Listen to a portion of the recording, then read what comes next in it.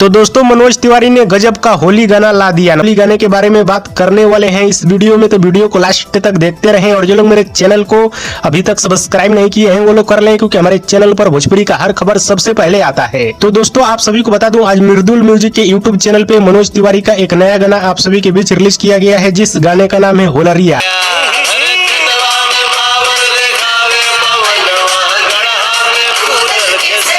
और इस गाने को खुद मनोज तिवारी ने लिखा है और मनोज तिवारी ने इस गाने को गाए भी हैं। और बहुत पहले से ही मनोज तिवारी खुद गाना लिखते थे और खुद गाना गाते थे, और भोजपुरी का एकलौता सिंगर हैं जो कि खुद गाना लिख के खुद गाना गाते थे और आज भी गाते हैं। और बहुत सारा इन्होंने गाना गाया है, एक दो गाना नहीं हजारों गाना गाया है। तो इनका एक होली गाना आज आप सभी के बीच रिलीज हुआ है, जिस गाने का नाम है होलरिया। और मनोज तिवारी का ये गाना कॉमेडी राजनीति वाला गाना है और इन्होंने गजब का गाना बनाया है, सुन के मजा आ गया। आप लोग भी इस गाने को सुनेंगे तो पूरा मजा आ जाएगा, हंसी नहीं रुकेगा। गाने के बीच में एक लाइन है, खेतवा में पावर दिखावे पवनवा और गढ़ा में कुदल खेसरिया। और जिस ड्रेस में ये दोनों लोग चुनाव प्रचार कर रहे थे, उसी ड्रेस में इस वीडियो के माध्यम से मनोज तिवारी ने दिखाया है। और आप लोग वीडियो भी देखेंगे तो पूरा मजा आ जाएगा।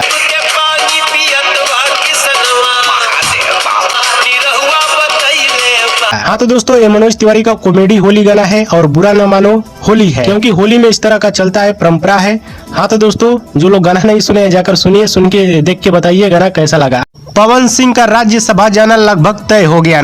तो दोस्तों आप सभी को बता दूं, 15 मार्च को पवन सिंह का दिल्ली में लाइव कॉन्सर्ट प्रोग्राम होने वाला है। जी हाँ दोस्तों, 15 मार्च को पवन सिंह का लाइव कॉन्सर्ट प्रोग्राम होने वाला है दिल्ली के एनसीआर में। और 15 मार्च के आसपास में पवन सिंह का साउथ फिल्म वाला गाना भी आने वाला है। जी हाँ दोस्तों, 15 मार्च के आसपास में पवन सिंह का साउथ फिल्म वाला गाना भी आप सभी के बीच आने वाला है। और 15 मार्च के बाद यानी 16 मार्च को पवन सिंह को लेकर एक और बहुत ही बड़ा तहलका होने वाला है, जो कि पूरा हिंदुस्तान में चर्चा होगा इस चीज को लेकर। आप सभी को बता दूं, 16 मार्च को राज्यसभा के सदस्यों का वोटिंग होने वाला है। जी हाँ दोस्तों, 16 मार्च को राज्यसभा का वोटिंग होने वाला है। इसमें जनता वोट नहीं करती है, इसमें विधायक लोग ही वोट करते हैं और विधायक लोग ही राज्यसभा का सदस्य चुनते हैं। तो बिहार में एनडीए की सरकार है, ये लोग जिसको चाहेंगे उसको बना सकते हैं राज्यसभा का सदस्य। और आप सभी को बता दूं, बड़े बड़े नेशनल चैनल का दावा यह है कि पवन सिंह का राज्यसभा जाना लगभग तय हो चुका है। जी हाँ दोस्तों, बड़े बड़े नेशनल चैनल वाला दावा ये कर रहा है कि पवन सिंह का राज्यसभा जाना लगभग तय हो चुका है। इन लोगों का हर तरफ रिपोर्टर आता है, इसीलिए ये लोग पहले ही बता देता है कोई भी खबर। हाँ तो दोस्तों 14, 15, 16 मार्च को पवन सिंह पूरा तहलका मचाने वाले हैं।